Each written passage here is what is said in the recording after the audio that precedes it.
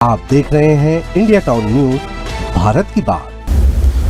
नमस्कार, जय जोहार। आप देखना शुरू कर चुके हैं इंडिया टाउन न्यूज भारत की बात और मैं हूं आपके साथ सुधीर मिश्रा। स्वागत है आपका हमारे खास बुलेटिन राजधानी सरकार धानी में, जहां हम आपको छत्तीसगढ़ की महत्वपूर्ण खबरों से रूबरू कराएंगे। तो चलिए बुलेटिन की शुरुआत करते हैं, लेकिन उससे पहले एक नजर आज की हेडलाइंस पर।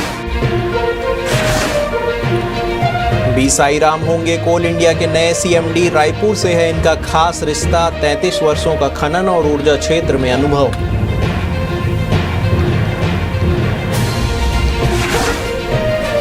रायपुर में सितार गुटखा का मालिक गुरमुख गिरफ्तार। एसजीएसटी की टीम ने छापेमारी कर कार्रवाई में हैरान करने वाले किए खुलासे। मजदूरों को बंधक बनाकर करवाता था काम।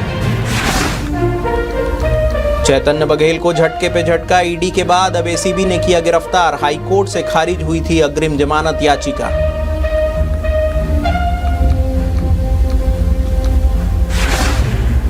उच्च शिक्षा विभाग में युक्तियुक्तकरण की तर्ज पर होगी सर्जरी। मंत्री टंकराम वर्मा ने दिया बड़ा बयान। कहा कहीं शिक्षक ज्यादा कहीं कम, इसलिए कदम उठाना जरूरी।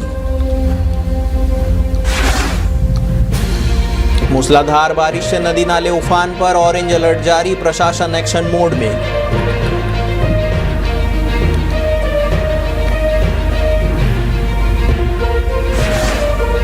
लगातार बारिश से मुरुमसिल्ली बांध फुल। सभी साइफन गेट खोले गए। 2200 क्यूसेक पानी छोड़ा जा रहा है।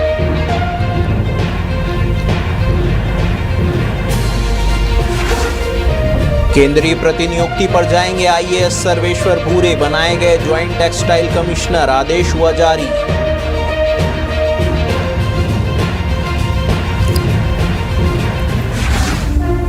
राष्ट्रीय सेवा योजना का स्थापना दिवस। सीएम साई ने एनएसएस स्वयंसेवक संगठनों को किया सम्मानित। कहा हर काम सेवा और राष्ट्र निर्माण का कार्य। वोट चोर नोट चोर पोस्टर से बीजेपी का हमला। बीजेपी का कार्टून वार। भूपेश और चैतन्य निशाने पर। एनजीओ घोटाले पर बीजेपी का वार, कांग्रेस गिरी।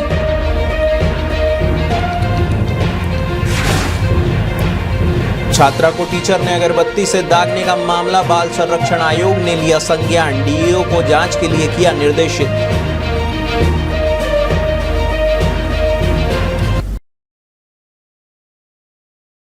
तो चलिए खबरों की शुरुआत करते हैं राजधानी रायपुर से। नॉर्दर्न कोलफील्ड्स लिमिटेड यानी कि एनसीएल के वर्तमान अध्यक्ष प्रबंधक निदेशक बी साई राम को लोक उद्यम चयन बोर्ड यानी पीईएसबी द्वारा कोल इंडिया लिमिटेड के अगले अध्यक्ष के रूप में नियुक्त करने की सिफारिश की गई है। वहीं पीएम प्रसाद का स्थान लेंगे। प्रसाद 1 नवंबर 2025 को सेवानिवृत्त होने वाले हैं। साईराम को पीएसईबी चयन पैनल द्वारा साक्षात्कार किए गए 11 उम्मीदवारों की सूची में से चुना गया था। इसमें Coal India, MECL, CCAL, NALCO, NMDC, Indian Oil, PFC और भारतीय रेलवे के अधिकारी शामिल थे। एनआईटी रायपुर से खनन इंजीनियर के रूप में से स्नातक साईराम को कोयला क्षेत्र में 33 वर्षों से अधिक का अनुभव है। उन्होंने NTPC school of business Delhi से ऊर्जा प्रबंधन में 15 महीनों का पूर्णकालिक आवासीय PGDM किया है, जिसमें सिंगापुर के नानयोंग बिजनेस स्कूल में 15 दिनों का इमर्शन प्रोग्राम भी शामिल है। स्टेट जीएसटी ने राजनांदगांव और दुर्ग में छापे की कार्रवाई कर सितार गुटखा के मालिक गुरमुख जुमनानी को गिरफ्तार किया है। जुमनानी के खिलाफ बगैर पंजीयन 4 वर्षों से गुटखा निर्माण कर बेचने और टैक्स चोरी करने का आरोप लगा है। 2 माह पूर्व 25 और 27 जून को स्टेट जीएसटी की टीम ने जुमनानी के राजनांदगांव और दुर्ग स्थित फैक्ट्री में छापे की कार्रवाई की थी। जुमनानी द्वारा 15 मशीनों से गुटखा निर्माण कराते पाया गया। इसके बाद उसे नोटिस जारी कर पूछताछ करने तलब किया गया। नोटिस का जवाब नहीं देने, जांच में सहयोग नहीं करने पर जुमनानी को स्टेट जीएसटी के अफसरों ने गिरफ्तार कर लिया। जीएसटी की जांच में जो बातें सामने आई हैं उसके मुताबिक गुरमुख रोजाना 25 लाख रुपए के गुटखा का कारोबार करता था। इसके तहत उसके द्वारा प्रति माह 7.5 करोड़ रुपए के गुटखा का बिजनेस किया जा रहा था। गुटखा फैक्ट्री संचालित करने कारोबारी स्थानीय की जगह मध्य प्रदेश से मजदूर बुलाकर काम करवाता था। काम करने आए मजदूरों को फैक्ट्री से बाहर जाने की अनुमति नहीं होती थी। स्टेट जीएसटी के आरोपों के मुताबिक कारोबारी मजदूर को बंधक बनाकर काम करवाता था।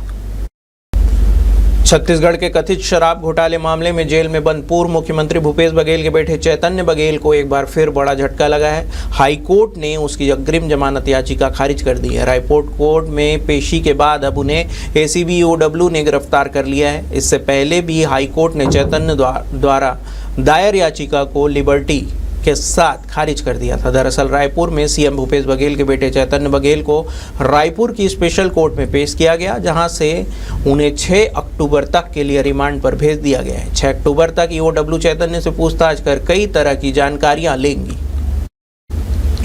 आपको बता दें कि एक दूसरी याचिका में चैतन्य ने अपनी गिरफ्तारी को चुनौती दी थी। इस मामले को लेकर भी हाई कोर्ट में सुनवाई हुई। जस्टिस अरविंद वर्मा की सिंगल बेंच ने मामले की सुनवाई करते हुए फैसला सुरक्षित रख लिया है। दरअसल शराब घोटाला और मनी लॉन्ड्रिंग केस में ईडी ने चैतन्य बघेल को भी आरोपी बनाया है। आरोप है कि शराब घोटाले की रकम में चैतन्य को 16 करोड़ 70 लाख रुपए मिले। ईडी के मुताबिक शराब घोटाले से मिले ब्लैक मनी को रियल एस्टेट प्रोजेक्ट में इन्वेस्ट किया गया। ब्लैक मनी को व्हाइट करने के लिए फर्जी निवेश दिखाया गया। साथ ही सिंडिकेट के साथ मिलकर 1000 करोड़ रुपए की हैंडलिंग यानी कि हेराफेरी की गई। छत्तीसगढ़ प्रदेश के प्रत्येक युवा को उच्च शिक्षा के सर्व सुविधा युक्त संपन्न अवसर प्रदान करने के उद्देश्य से सत्र 2022-23 में 6 नवीन शासकीय महाविद्यालय और 25 नवीन अशासकीय महाविद्यालय प्रारंभ किए गए हैं। विभाग ने प्रदेश व्यापी विस्तार के कारण राज्य में अब कुल 9 शासकीय विश्वविद्यालय और 335 शासकीय महाविद्यालय हैं। वर्तमान में शैक्षणिक सत्र में कुल छात्र संख्या 3,35,139 है। इस पर उच्च शिक्षा मंत्री टंकराम वर्मा ने कहा है कि शिक्षक छात्र अनुपात में सर्जरी की जाएगी। कहीं शिक्षक ज़्यादा है, कहीं शिक्षक कम है। ऐसे में विद्यार्थियों की पढ़ाई प्रभावित हो रही है, इसलिए यह कदम उठाना बहुत ज़रूरी है। बाकी खाली पदों में भर्ती की जाएगी। अभी 700 पदों में भर्ती के लिए स्वीकृति मिल गई है। अगली खबर महासमुंद से है, जहां पर जिले में लगातार हो रही तेज बारिश से जनजीवन प्रभावित करना शुरू कर दिया है। लगातार बारिश के चलते जिले के कई नदी नाले उफान पर है, जबकि खेतों में धान की फसल पूरी तरह से पानी में तरबतर हो चुकी है। बंगाल की खाड़ी में बने कम दबाव के क्षेत्र के कारण प्रदेश भर में बारिश का सिलसिला लगातार जारी है। मौसम विभाग ने महासमुंद सहित धमतरी, नारायणपुर, कांकेर जैसे कई जिलों में भारी बारिश का ऑरेंज अलर्ट जारी किया है। विभाग के अनुसार अगले 24 घंटे में 30 से 40 किलोमीटर प्रति घंटे की रफ्तार से तेज हवाएं चल सकती है, जिससे जल जीवन पर और अधिक असर पड़ने की संभावना है। जोंक नदी में भी पानी का स्तर तेजी से बढ़ रहा है। हालांकि पतोरा डैम का गेट अभी पूरी तरह नहीं खोला गया है, जिससे फिलहाल आवागमन प्रभावित नहीं हुआ है। प्रशासन ने नागरिकों से अपील की है कि वे सावधानी बरतें, विशेषकर नदी नालों और डैम के आसपास जाने से बिल्कुल बचें।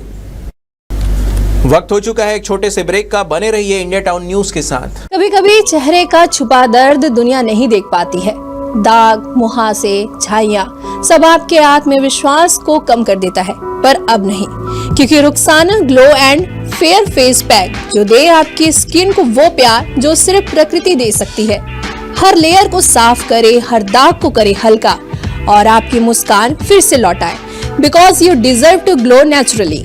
Rukhsana herbal beauty product Amazon, Meesho और फ्लिपकार्ट में भी उपलब्ध।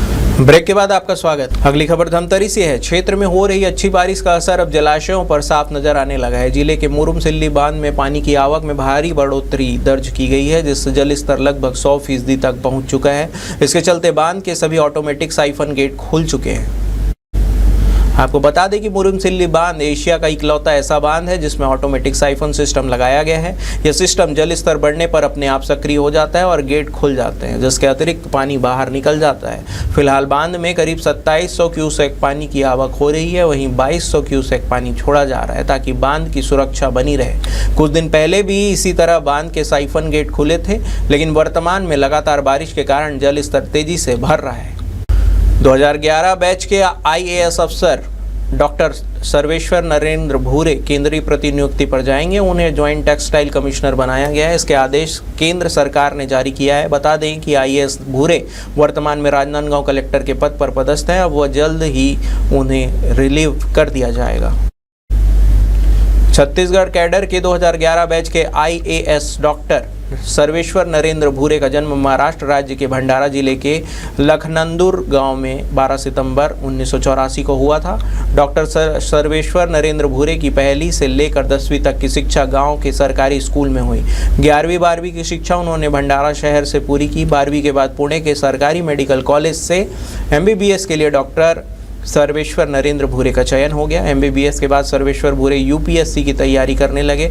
2009 UPSC से अपने पहले प्रयास में डॉक्टर सर्वेश्वर नरेंद्र भूरे IPS बने और उन्हें 2010 बैच अलॉट हुआ और फिर 2010 UPSC के IAS बने और उन्होंने 2011 बैच और छत्तीसगढ़ कैडर अलॉट हुआ। व्यक्तिगत स्वार्थ से उठकर किया गया हर कार्य सेवा और राष्ट्र निर्माण का कार्य होता है। राष्ट्रीय सेवा योजना के स्वयंसेवक राष्ट्र निर्माण में महत्वपूर्ण भागीदारी निभा रहे हैं। मुख्यमंत्री विष्णुदेव साय ने राजधानी रायपुर स्थित पंडित दीनदयाल उपाध्याय ऑडिटोरियम में आयोजित राष्ट्रीय सेवा योजना के राज्य स्तरीय स्थापना दिवस एवं सम्मान समारोह को संबोधित करते हुए ये बातें कही। आपको बता दें कि मुख्यमंत्री साय ने कहा है कि राष्ट्रीय सेवा योजना के अंतर्गत देश भर में 4 लाख से अधिक विद्यार्थी स्वयंसेवक के रूप में कार्य कर रहे हैं। हमारे प्रदेश में भी 1 लाख से अधिक विद्यार्थी सक्रिय रूप से अपनी भूमिका निभा रहे हैं, जो छत्तीसगढ़ के लिए गर्व का विषय है। आज जिन स्वयंसेवकों को उनके श्रेष्ठ कार्यों के लिए सम्मानित किया जा रहा है, उन्हें हम हार्दिक बधाई देते हैं। मुख्यमंत्री ने कहा कि आज़ादी की लड़ाई के समय यह माना जाता है कि स्वतंत्रता संग्राम में सहयोग देना ही राष्ट्र सेवा है। आज जब देश स्वतंत्र हो चुका है तो राष्ट्र सेवा का अर्थ है सामाजिक, आर्थिक और सांस्कृतिक विकास में अपना समग्र योगदान देना। NSS के स्वयं सेवक इस दिशा में बहुमूल्य योगदान दे रहे हैं। भाजपा ने एक बार फिर से कांग्रेस के खिलाफ कार्टून पोस्टर किया है। अब की बार पूर्व मुख्यमंत्री भूपेश बघेल के साथ उनके बेटे चैतन्य बघेल के जरिए निशाना साधा है। दोनों पर तंज कसते हुए लिखा है कि वोट चोर और नोट चोर। भाजपा नेता केदार गुप्ता ने इस पर कहा कि देखिए, कांग्रेस का चरित्र उजागर हो गया है। चोरी नहीं डकैती की है, वोट की। पेटियां लेकर भाग जाते थे, अब बीजेपी की सरकार है, ये लोग नहीं बचेंगे। NGO घोटाले को लेकर भाजपा नेता केदार गुप्ता ने कहा है कि निश्चित रूप से निशक्त जनों की राशि पर बंदरबाट किया गया है। IAS अधिकारी पर बड़ी जिम्मेदारी होती है। हाईकोर्ट ने अगर कहा है तो शर्मनाक बात है। अधिकारियों को तो सरेंडर कर जांच में साथ देना चाहिए। वहीं 71 नक्सलियों के आत्मसमर्पण पर भाजपा नेता ने कहा कि नक्सलवाद का उपयोग कांग्रेस राजनीति के लिए करती है। इसका पर्दाफाश हो गया है। सरकार के योजनाओं के चलते नक्सली आत्मसमर्पण कर रहे हैं। हमारी सरकार नक्सलवाद को पूरी तरह से खत्म करने के लिए प्रतिबद्ध है। राज्य बाल संरक्षण आयोग ने स्कूल में अध्ययनरत बच्ची को टीचर के अगरबत्ती से दागने वाले मामले में संज्ञान लिया है। आयोग की अध्यक्ष डॉक्टर वर्णिका शर्मा ने घटना की जानकारी मिलते ही जिला शिक्षा अधिकारी को तत्काल जांच के लिए निर्देशित करते हुए 2 दिन में रिपोर्ट सौंपने के लिए निर्देशित किया है। आपको बता दें कि सुंदरनगर स्थित कृष्णा किड्स एकेडमी में घटित घटना को लेकर राज्य बाल संरक्षण आयोग अध्यक्ष डॉक्टर वर्णिका शर्मा ने कहा है कि जिला शिक्षा अधिकारी की जांच रिपोर्ट आने के बाद आगे की कार्रवाई की जाएगी। अगर जरूरत होगी तो आयोग इसमें कार्रवाई भी करेगा। मामले में जिला शिक्षा अधिकारी को आयोग के समक्ष उपस्थित होने के लिए निर्देशित किया गया है। हमारे खास बुलेटिन राजधानी सरकारधानी में फिलहाल इतना ही। देश प्रदेश की तमाम खबरों से अपडेट रहने के लिए देखते रहिए इंडिया टाउन न्यूज़, भारत की बात। नमस्कार। आप देख रहे हैं इंडिया टाउन न्यूज़, भारत की बात।